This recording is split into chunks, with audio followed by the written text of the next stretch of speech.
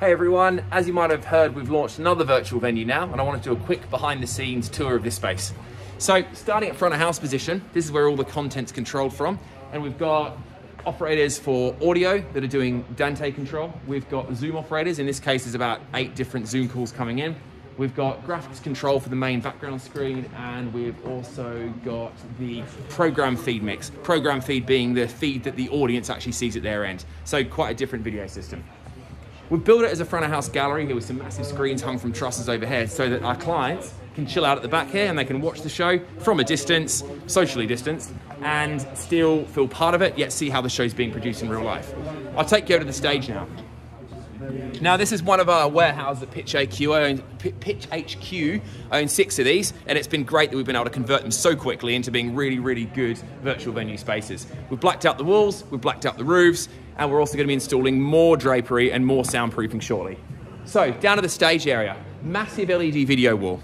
This is 2-sided, which is very different from the other space, which was a 270-degree panoramic screen. Now the reason for that is it gives us more flexibility to do a different type of show.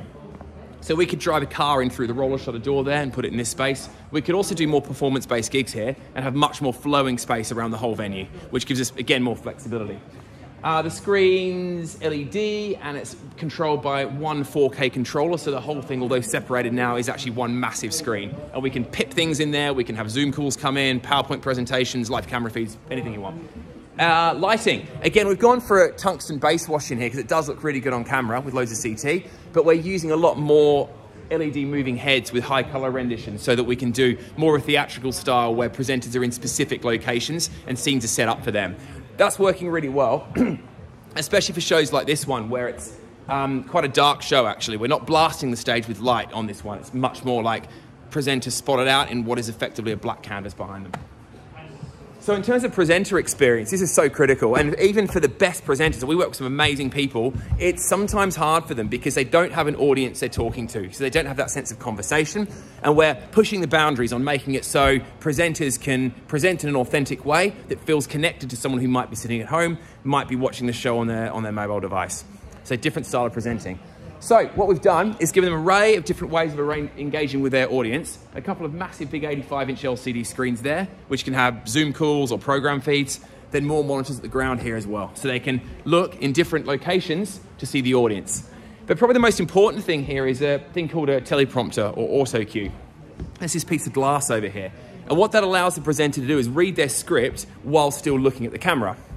If you imagine for a second I was talking to you and I was looking like this off to the side here, you probably wouldn't feel very connected. It might even feel a bit shifty because I'm not making eye contact. But if I'm looking at the camera like this now, I can direct you more personally and hopefully it feels like I'm talking to you.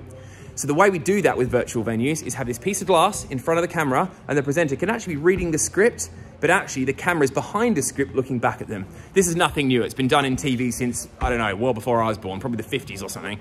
But we're just incorporating that to virtual events now. In live events, we'd use AutoCue as well, but they would be in a different application where they're on the edge of the stage. What else have we got here? The other thing we're doing to push the boundaries now as well is incorporating much more real-world show elements to our shows.